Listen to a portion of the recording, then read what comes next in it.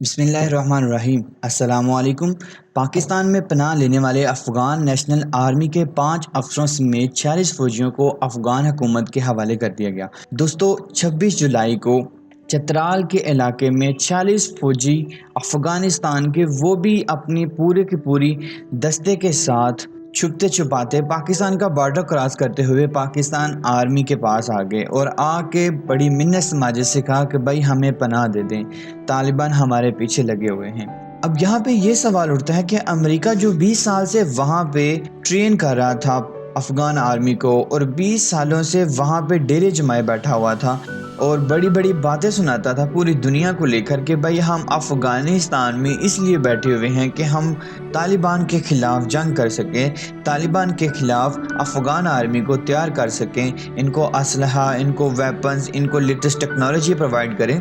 تاکہ یہ لڑ سکیں۔ لیکن یہاں پہ اب سوال یہ اٹھتا ہے کہ 20 سالوں میں امریکہ نے کیا ہے؟ امریکہ نے افغان آرمی کو کس طرح سے تیاری کروائی ہے، کس طرح سے یہ سارے معاملات کو آگے لے کے چلے ہیں کہ ابھی اسے نکلے 2 ہفتے بھی نہیں ہوئے اور یہ افغان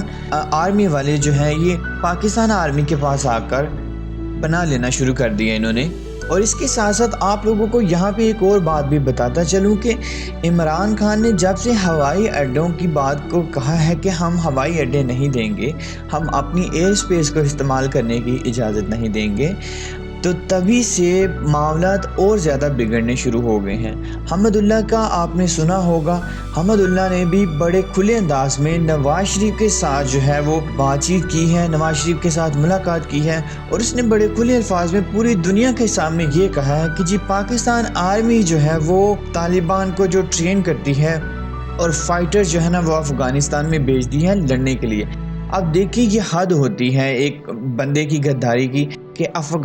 پاکستان آرمی ان کے ساتھ کس طرح کا معاملہ کر رہی ہے۔ پاکستان آرمی ان کے کمانڈر سمیت 46 لوگوں کو پناہ دیتی ہے، لیکن یہ لوگ بجائے اس چیز کو سمجھنے کے، بجائے اس چیز کے کہ یہ لوگ یہ سمجھیں کہ پاکستان اور پاکستان آرمی اور پاکستان کے سبھی ادارے افغانستان کے ساتھ کھڑے ہیں، افغانستان کو سپورٹ کرتے ہیں، یہ لوگ پروپیگنڈا کر رہے ہیں پاکستان آرمی کے اگینسٹ ہی۔ اور دوسری طرف یہاں پہ جو نقصان سب سے زیادہ ہو رہا ہے وہ ہے انڈیا کو۔ جی ہاں دوستو، انڈیا کو سب سے زیادہ نقصان ہو رہا ہے کیونکہ انڈیا کی انویسٹمنٹ جو ہے وہ افغانستان میں سب سے زیادہ ہے۔ اب مودی کے جو تعلقات ہیں وہ افغان گورنمنٹ کے ساتھ خراب ہو رہے ہیں کیونکہ افغانستان میں جو حالات ہیں وہ کشیدہ ہو گئے ہیں، وہ خراب ہو گئے ہیں۔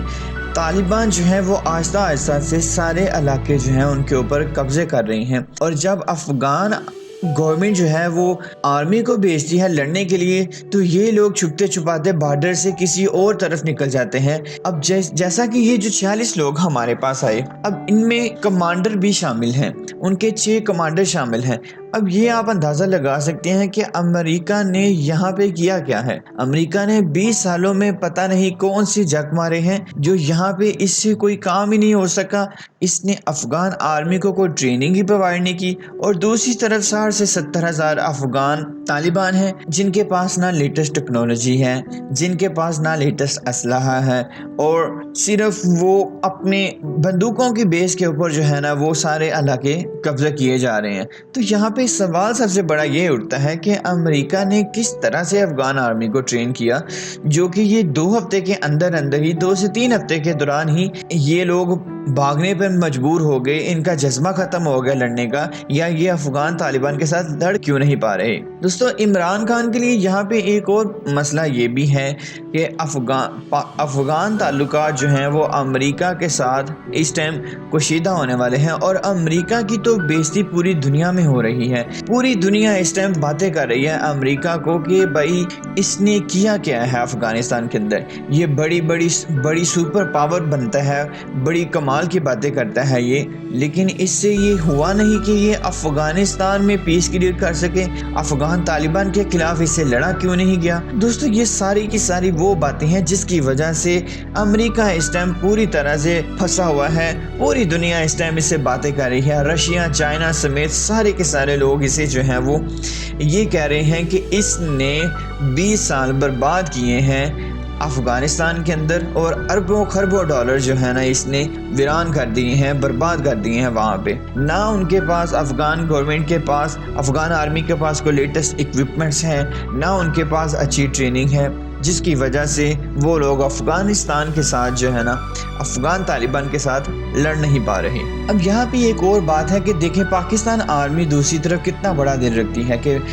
ان کی باتیں سننے کے باوجود بھی، میڈیا کے اوپر جو باتیں چل رہی ہیں وہ سننے کے باوجود بھی پاکستان آرمی نے ان کو پناہ دی، ان کا میڈیکل کیمپ لگایا، ان کو خوراک مہیا کی، اور اس کے بعد افغان گورنمنٹ کے کہنے کے اوپر انہیں بخیر و عافیت ان کے ساز و سامان کے ساتھ، جو بندوقیں تھی، جو گنز تھی، جو ویپنز تھے، ان کے ساتھ ان کو واپس کر دیا۔ اب دوستو یہاں پہ بات یہ سمجھنے والی ہے کہ افغان گورنمنٹ اور افغان طالبان چونکہ دونوں افغانستان میں ہیں، لیکن فرق کہاں پہ آتا ہے دوستو؟ فرق آتا ہے موٹیو کا۔ افغان طالبان کے پاس موٹیو ہے، ان کے پاس ایک مقصد ہے، لیکن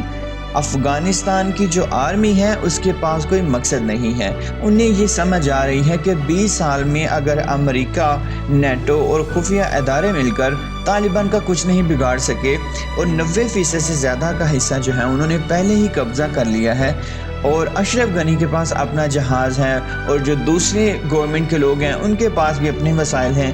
وہ جب بھی کبھی حملہ ہوا ہماری طرف، اس طرف آئے، اس کا علاقے کی طرف، تو یہ لوگ تو بھاگ کھڑے ہوں گے۔ تو اب افغانستان آرمی کے پاس کوئی موٹیو نہیں ہے، کوئی مقصد نہیں ہے، تو وہ کس وجہ سے اپنی جانیں جو ہیں وہ قربان کریں؟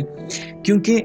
اب دیکھیں کہ ساری ایجنسیز مل کر، پاورز مل کر اب طالبان کا کچھ نہیں کر سکی، تو ایک چھوٹی سی آرمی جو ہے وہ کیا کرے گی جن کے پاس اپنا کوئی موٹیو بھی نہیں ہے۔ اب ایک اور چیز یہاں پہ یہ آتی ہے کہ جتنا بھی اسلحہ تھا، جتنے بھی پیسے تھے جو امریکہ نے دیے ہیں اور افغان طالبان کے خلاف استعمال ہونے تھے، وہ آخر گئے کہاں پہ؟ یہاں پہ واضح طور پہ ہم دیکھ سکتے ہیں کہ یہ سارا کا سارا پیسہ کھایا گیا ہے، افغان حکومت نے اس پیسے کو کھایا ہے، اور وہاں پہ جو لوگ تھے ان کے اوپر نہیں لگا، ان کی آرمی کے اوپر نہیں لگایا گیا۔ دوستو یہی وہ ٹائم ہے جس میں ہم نے بتانا ہے کہ امریکہ نے جو پیسے لگائے ہیں یا تو وہ خود کھا گیا ہے، یا افغان حکومت کو جو دیے تھے وہ کھا گئی ہے، اور وہ افغانستان آرمی کی ٹریننگ کے اوپر نہیں لگائے گئے۔ لیکن بات صرف یہاں پہ وہی آتی ہے کہ اتنا جگرا کسی کے پاس نہیں ہے کہ یو ایس اے کی آنکھوں میں آنکھیں ڈال کر اس سے پوچھ سکے،